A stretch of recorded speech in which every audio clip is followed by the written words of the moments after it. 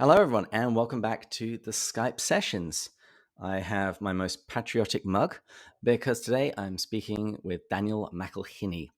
He is the outgoing president of the Oxford C.S. Society, and he's here to talk to us about that today. Daniel, welcome to the show. Thank you for having me. Thank you.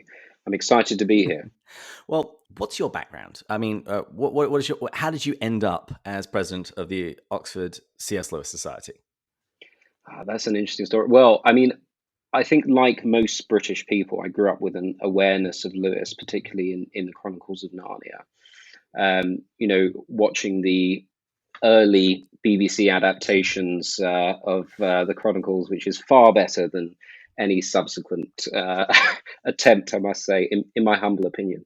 I think it came out. I'm not humble, but I would also agree with that. I think it came out in 1989 or something. But anyway, we had the VHS when I was a child, and I used to sit and watch that fairly frequently. So I grew up with an awareness, like most, I suppose, young British people, and in fact Americans as well. I think anybody in the English speaking world really has an awareness of Lewis. My wife, who's American, grew up hearing the Chronicles of Narnia read to her as well. But my exposure was largely just sort of The Lion, the Witch, and the Wardrobe, and not much else. Fast forward a few years, I became a Christian when I was 16, 15, 16, somewhere on the cusp. I departed from the faith of my ancestors and became a Christian. And very early on, sort of started looking for resources to aid sanctification, whatever you want to call it, spiritual development. And reasonably quickly, lots of people quoting Lewis at me. In fact, one of the earlier chaps who spoke to me about Christianity before I became a Christian, who explained the gospel, the death, burial, and resurrection of Christ before I was a Christian, quoted Lewis. He worked for Premier Christian Radio, which I'm sure some people will be familiar with as a senior editor there. And they are very keen on Lewis. They've just started a podcast actually with a dear member of our university faculty. We actually had Justin on the show when he was releasing his book, and we had Ruth on when they were starting the very ostentatiously named The C.S. Lewis podcast. I know, as though it's the only one of the plethora. Yeah, the official, exactly. Sanctioned by Lewis himself from beyond the grave. Yeah. But yes, anyway, and I picked up one day a copy of, or maybe somebody bought me, I can't quite remember, but it was The Weight of Glory and Other Essays, which for those of you that are not familiar is basically a collection of wartime speeches and essays that Lewis wrote. And I read this avidly and found it by far the most transformative thing that I had read up until that point. And I sort of began to delve fairly heavily into Lewis. So I read through a lot of his Christian apologetics works, sort of God in the Dock, Miracles, various other things of that nature. Started buying it for people that really didn't want it, giving it out. I remember that stage of evangelism. Yes, precisely. All I needed was my credit card and access to a Christian bookstore. Yeah, exactly. And then, reading Screwtape Letters and finding it profoundly prophetic, and its prediction of the way in which humankind will develop beyond the turmoil of the sort of 1930s, 40s into the modern era, which I found deeply profound. And then just before, well, I sort of, got very interested in dystopian fiction, and particularly in sort of theories around education after reading a few books, including The Abolition of Man. I read it on a plane, actually, to California, maybe. But there you go. And I read The Abolition of Man, amongst other things. It's quite a short address, a good place to start. And I really wanted to read the companion novel of That Hideous Strength. But obviously you can't read that without reading the other two first. So I read all three within, a couple of months. Again, traveling on planes fairly consistently, but there's a lot of time in there. And I got to a point where, so I was a missionary for a short while. And when I came back, I thought, right, I need to, sort of plug back into British life. And I came to the conclusion that I would need to go and get a degree.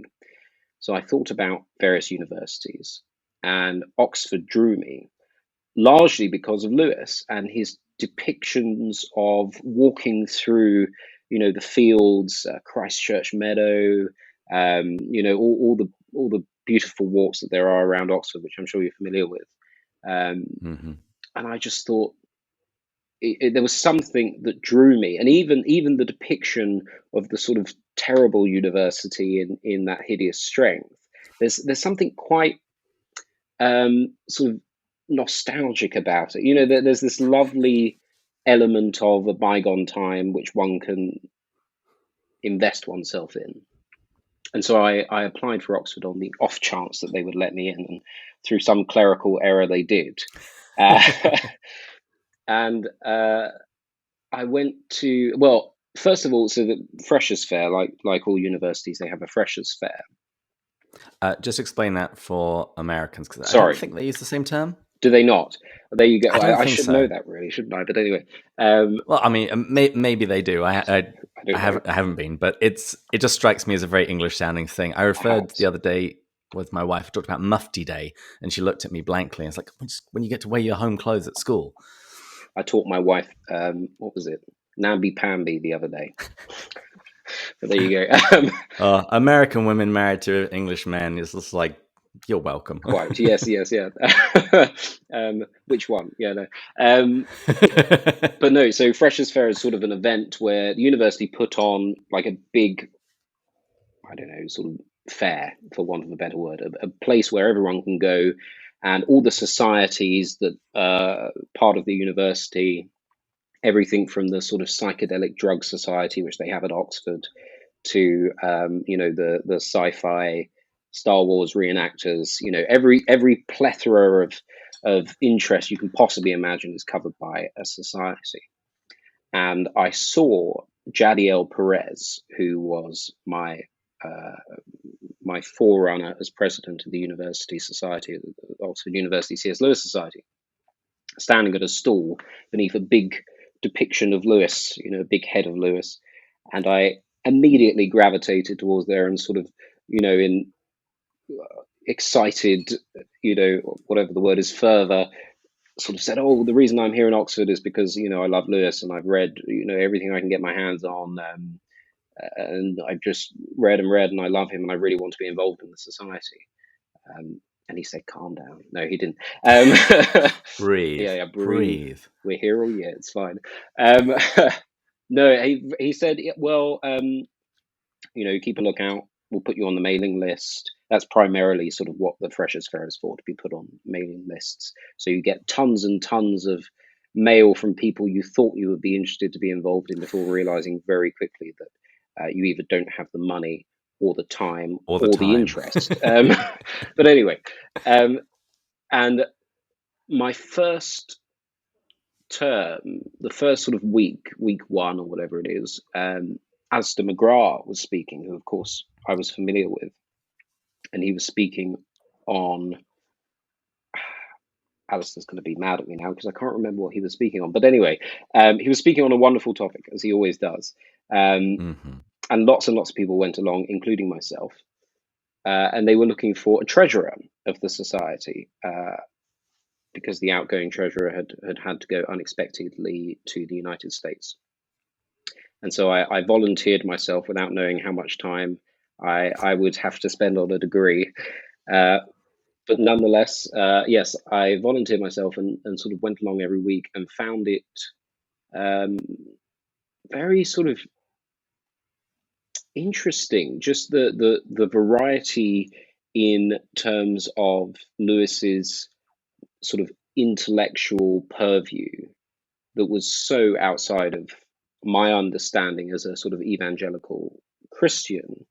It seems that either Lewis attracts fans from the evangelical spectrum or the very high Catholic spectrum, Mm-hmm. Catholic, Anglican. One thing I mentioned the other day is I'm always surprised at the number of Presbyterians that I meet who love Lewis. Right. And Lewis's theology, I mean, certainly elements naturally because mere Christianity and all of that, but he has some elements that I would have thought would put off far more reformed folks than it apparently does. They go, nah, we're just going to ignore that Mm. bit and we're just going to concentrate on the rest. Well, this is the thing. I mean, as a sort of, at the time, I was a sort of fairly crazy low evangelical. I'm now slightly less crazy, Reformed Baptist, I would say. But some of the things that I heard, particularly from Michael Ward, Dr. Michael Ward, um, was quite shocking, really, to me, because I'd read his very, surface level, popular level works that were largely sort of evangelistic, if anything else.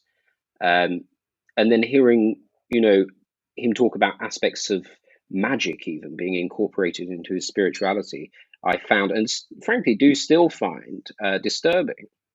But it was really interesting for me while I was there to begin to negotiate a sort of a working relationship with Lewis, if you like, which I think we all have to do because nobody will agree with him on everything, and very few people will agree with him on much, frankly.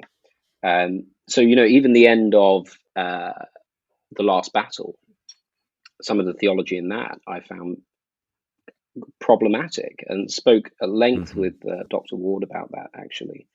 But yes, just this time of negotiating this relationship with Lewis at the same time, of course, of doing a theology degree at Oxford, which is fairly demanding. And then at the end of so traditionally, I don't, there's nothing really official, but traditionally presidents do no more than 2 years.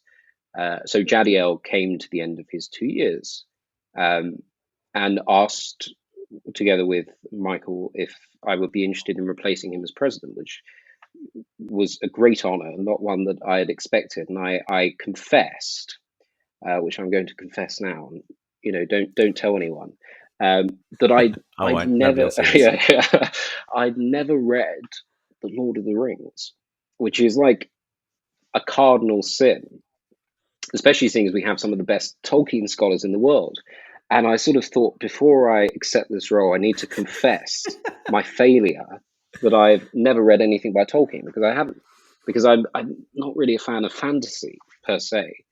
Um, I have now read some Tolkien. I've read the first of the trilogy, which I read before I took over as Uh, president. So, it's not a trilogy. The Tolkien nerds will say it's one book. sorry. It's just happened to be divided up into three. I read the first section of the book that is commonly referred to as a trilogy. um, There you go. but yes, and I was fascinated by Tolkien's sort of intellectual background again, but knew very little of his work. But it was decided that that didn't disqualify me outright, mainly through lack of other candidates, I think, really. Uh, but there you go. So I was appointed president of the Oxford University C.S. Lewis Society at the beginning of Michaelmas 2019, 2020, yes. And can you tell us a little bit more about the society itself? What do they actually do? Where do they come from? That's a good question. So the society was founded, I believe, in 1982.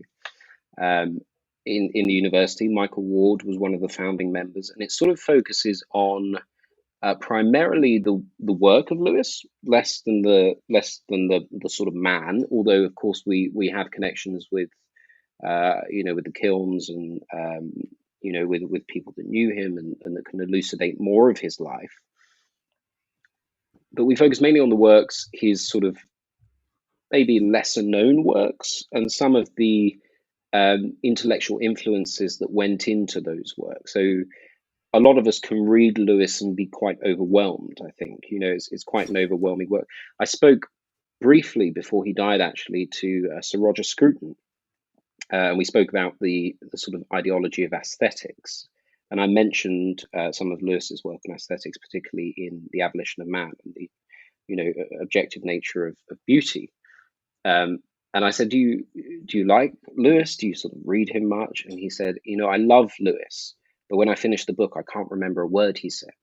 And I think a lot of people I feel feel that like way that. with Chesterton. Yeah, well, yes. Yeah, Except the Man Who Was Thursday, which is one of my all-time favorite books, which again was introduced to me through the Society and through, Michael Ward's brilliant work on the influence of the heavens, the seven heavens, on not only Lewis's work but also Chesterton's work.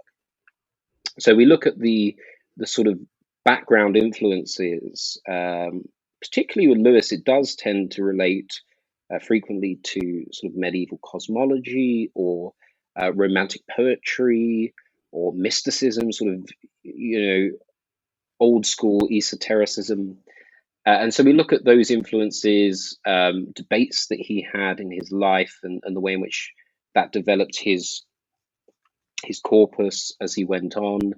Um, yeah, I mean, there's a sort of, there's always the hesitancy to touch the Chronicles of Narnia because everybody sort of feels a bit beyond that. But of course, that is the work that he's known for, and so we've looked, of course, at that particularly with the work of Dr. Michael Ward in Planet Narnia, and the sort of subsequent works that he's done on that. But yes, it's more about the influence uh, of whoever on Lewis, and also of Lewis on his compatriots and upon his friends. And we look, it's not just, of course, at the work of Lewis, but of the work of those that surrounded him. So Owen Barfield, G.K. Chesterton, as you mentioned, J.R.R. Tolkien, and many others whose names now escape me. And this is primarily communicated through a series of lectures throughout term. But you have been president during the COVID pandemic. So how did that impact things? Yeah, so usually we meet in Pusey House in Oxford city centre itself. We have a lecture once a week. We have a great Christmas party at the Kilns. We've been able to do all these extraordinary things precisely because we've been in person. But of course, as you say, during the COVID pandemic, things changed. So initially, we weren't thinking of doing much. I mean, it was very difficult to know exactly at the beginning what was going to happen because, of course, none of us knew at the beginning what was going to happen. We didn't know how long this was going to last. We didn't know where any of us would be, if any of us would be at the university or far away or whatever. And then we sort of said, well, why don't we do a couple of, this was sort of Hillary term, or the end of Michaelmas term, sorry. We got together on a chat like this, a remote chat, and said, well, why don't we try and do some kind of, just something, just an event this term to see if somebody turns up, if anyone turns up, because we thought the vast majority of the members in Oxford are not young, and so accessing online lectures might not be the easiest for everyone involved. Mm-hmm. So that was sort of the original reticence. But then we thought, well, why don't we, do one event? And so we did, and we had, 70, 80 odd people turn up, and we thought, blimey. Everybody's home and bored. Everybody's home and bored, exactly. So we sort of experimented exactly how we were going to do it, and then we said, right, we're going to block out and do the entirety of Trinity term online. So once a week. So I was in the States, so I was in South Carolina in a different time zone. So I was sort of chairing it from there, for some of them, and then for others in London. And we had a very short time to get speakers to fill it. But thankfully, I knew that Holly Ordway was releasing her new book on the modern readings in Tolkien, and Dr. Michael Ward was releasing his new book on After Humanity, so it's on the abolition of man. And I thought, let's sort of call in favors, let's see who we can get. And we actually managed to do very well. We had Rowan Williams speak. We had John Lennox speak very kindly. He agreed to do that. And we had Max McLean, Jason who plays... Lepoyavi. Sorry? Max? Mm-hmm. I was also say Jason Lepoyavi. Of course, who is always a friend of the Society and is very happy to speak at the drop of a hat very kindly. We have Max McLean, of course, who plays C.S. Lewis in the new film that's coming out, but also in various stage plays and in the Amazon prime adaptation of his stage play. And so we were able to fill the slate very quickly, thankfully, due to the sort of kindness of those people that agreed to do it. Had Stephen And Beebe, Catherine of course. Languish, she was another one. Catherine Languish, Hmm. yes. Stephen Beebe. I'm sorry, I'm probably forgetting people, but it was a Well, very it was kind of an embarrassment of riches when I saw all the people coming on. It's like, this is amazing.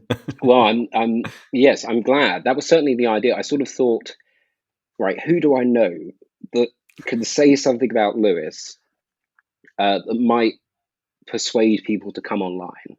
I mean, obviously, we want academics, people that know what they're talking about, and our society is not one of sort of frivolous celebrity. But at the same time, you need to draw people to come online, and thankfully, we had people like Rowan Williams who very kindly agreed to do it when we spoke with him, and John Lennox as well, who are both crowd pullers, for want of a better word. Um, Hmm. so I'm very thankful to them for doing that, and of course very thankful to all the scholars, the wonderful scholars that came, and we had such a variety of people that we wouldn't have had if we were in person. I mean, that's the reality of it. Max, of course, zoomed in from America, as did Holly, and we wouldn't have had these people if we had done this in person. So, in a way, for the society, the COVID blessing, COVID blessing, the COVID pandemic was a blessing in disguise. Although many other ways, of course, it wasn't. But yes, it enabled us to do things we may not otherwise have been able to do. And so you are now the outgoing president. Do you know what the plans are for the society in the near future? Is it going to continue like this for a while? Hybrid? Uh, I I'm not entirely sure. I know there is a new committee. Um, we have a fully stocked committee who will be working out the finer details as we speak. People are beginning to come back to Oxford either now or in the coming weeks, and so they'll be beginning to work out exactly how that's going to look. But we've always tried to have some level of maybe online presence. I mean, all our sessions, certainly since I've been there, so for the last 3 years, have been recorded. And as far as I'm aware, that's something that's gone on for a long time, so that our supporters across the world are able to hear the lectures, are able to, the members that come along are able to re-listen to lectures, take notes if they desire, look up references, whatever the case may be. And that actually transitions very nicely into my final question. If somebody wants to join the society, how do they go about doing that? And what do they get for their money? Well, what do they get for their money? Well, they get some of the best scholarship in the world on Lewis, frankly. I mean, we are so blessed, uh, honestly, to have, people like Dr. Michael Ward as a senior member, as a senior researcher, sorry. Senior member now is Alistair McGrath, sorry, that was a recent change. And we have, of course, Holly Ordway, one of the best Tolkien scholars in the world, at our disposal, and Jason Lepayavi, as you say, and Catherine Languish, and these great minds, you know, are all accessible via the online platform that we have. Um, in order to become a member, if people wish, they can go to Oxford C.S. Lewis Society, or one word, Oxford C.S. Lewis Society with no dots, .org, and then click on about, I believe at the top, yes, about, and membership, and all the details. There's a membership form there. People that are in person, of course, can come to the meetings in Oxford, and that's not limited just to students from the University of Oxford, nor is it limited to students at Oxford Brookes, but it's open to anyone that wishes to be there. And if you do wish to go in person, you can sort of pay on the door if you like. First time's free. After that, £2 per time. I was the treasurer, you can tell. For 2 years, £2, £5 for the whole term, or £15 for the whole year. £10 for the whole year, or £20 with a membership to the journal that's brought out, the Inklings Study Journal. Or if you're at a distance, like I often am, and I know you are, there is a corresponding membership, which is slightly cheaper, although I don't know exactly how much it is off the top of my head. And you can get the recordings from all the lectures in person, and we have a wonderful IT guy, Joe, who will sort all your woes of trying to open audio files for you. But yeah, it's a great, I mean, if you're interested in Lewis scholarship, where else would you go except the Oxford University C.S. Lewis Society and Pints with Jack? I You can like pay you. me later. I'm joking. So what's next for you specifically? Oh, wow, that's a question. I'm writing. So because of various different things, my dissertation got extended somewhat. So I'm still finishing off my dissertation, which is on the prologue to John and Midrash is the prologue to John Midrash. I host various sort of media shows similar to this one. Politically, I used to work in politics. I know, divisive in these times. Um, and just When has it ever not been? Sorry. When has Well, it no, ever quite not been? exactly. And just sort of seeing without being without relying upon sort of platitudes, seeing where the Lord doth lead. Okay. Wonderful. Well, thank you for coming on the show and talking to us about your time at the Society. Is there anything else you want to say before we wrap up?